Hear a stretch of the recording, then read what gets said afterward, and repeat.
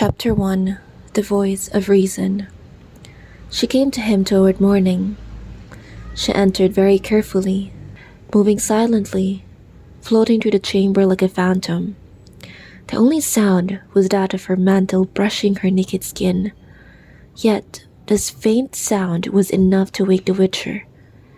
Or maybe it only tore him from the half-slumber in which he rocked monotonously, as though traveling through fathomless depths, suspended between the seabed and its calm surface amid gently undulating strands of seaweed.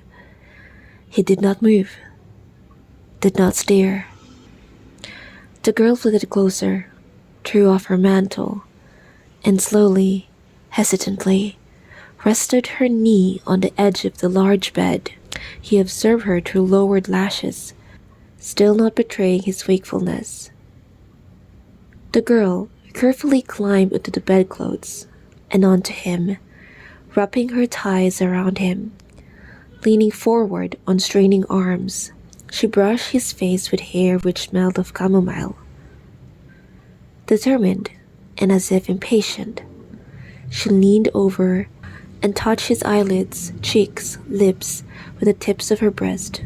He smiled, very slowly, delicately, grasping her by the shoulders, and she straightened, escaping his fingers. She was radiant, luminous in the misty brilliance of dawn. He moved, but with pressure from both hands. She forbade him to change position, and with the light but decisive movement of her hips, demanded a response. He responded. She no longer backed away from his hands. She threw her head back, shook her hair.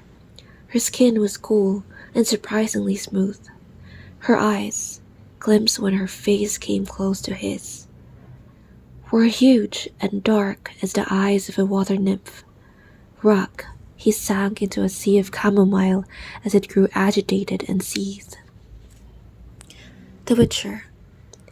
Later, it was said the man came from the north, from Roper's Gate. He came on foot, leading his laden horse by the bridle. It was late afternoon, and the roppers, sattlers, and tanners' stalls were already closed. The street empty. It was hot, but the man had a black coat thrown over his shoulders. He drew attention to himself. He stopped in front of an old narrow-court inn, stood there for a moment, listened to the hubbub of voices. As usual, at his hour, it was full of people. The stranger did not enter the old narrow court. He pulled his horse farther down the street to another tavern, a smaller one called the Fox. Not enjoying the best of reputations, it was almost empty. The inner raised his head above a barrel of pickled cucumbers and measured the man with his gaze. The outsider, still in his coat, stood stiffly in front of the counter, motionless and silent. "What will it be?" "Beer," said the stranger. His voice was unpleasant. The innkeeper wiped his hands on his canvas apron and filled a cheap earthenware tankard. The stranger was not old, but his hair was almost entirely white. Beneath his coat, he wore a worn leather jerkin laced up at the neck and shoulders. As he took off his coat, those around him noticed that he carried a sword. Not something unusual in itself. Nearly every man in Wizim carried a weapon, but no one carried a sword as if it were a bow or a quiver. The stranger did not sit at the table with a few other guests.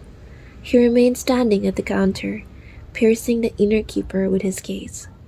He drew from the tankard. "I'm looking for a room for the night." "There's none," grunted the innkeeper, looking at the guest boots, dusty and dirty. "Ask the old Narcourt." "I would rather stay here." "There is none." The innkeeper finally recognized the stranger's accent. He was a Rivian. "I'll pay."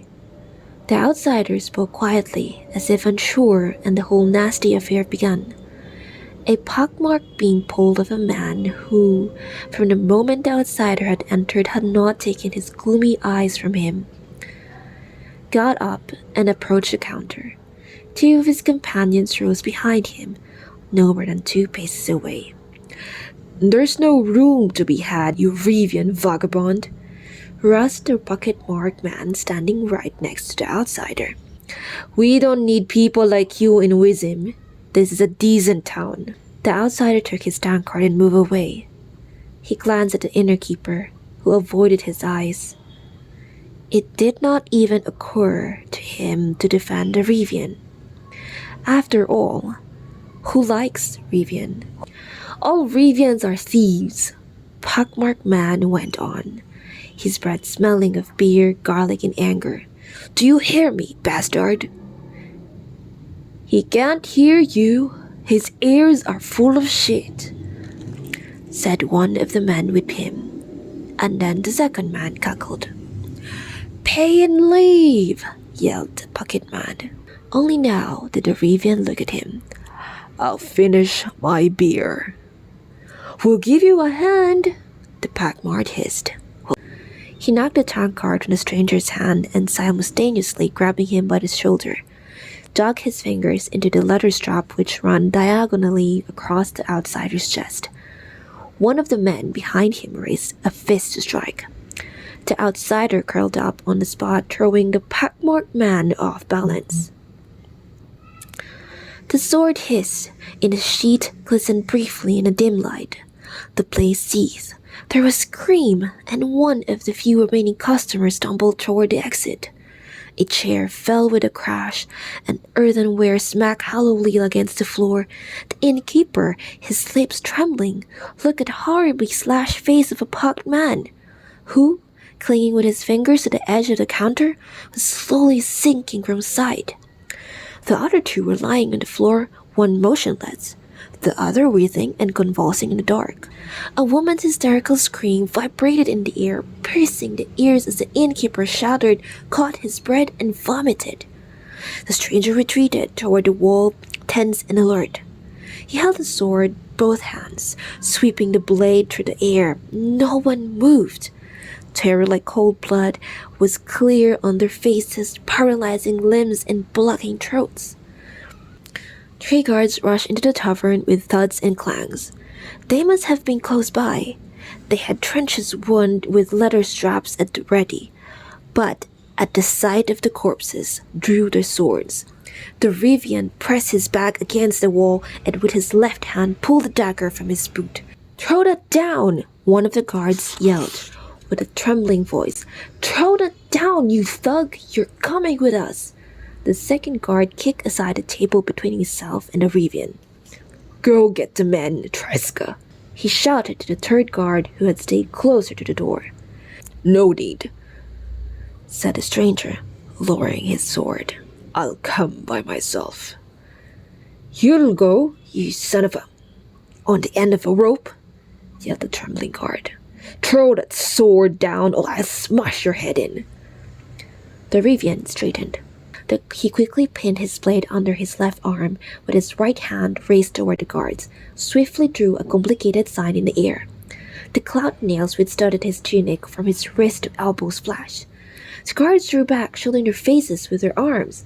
One of the customers sprang while another darted to the door. The woman screamed again, wild and ear-splitting. "I'll come by myself," repeated the stranger in his resounding metallic voice. "And the 3 of you will go in front of me. Take me to the Castellan. I don't know the way." "Yes, sir," mumbled the guard, dropping his head. He made toward the exit, looking around tentatively. The other 2 guards followed him out backward hastily. The stranger followed in their tracks, shooting his sword and dagger. As they passed the tables, the reigning customers hid their faces from the dangerous stranger.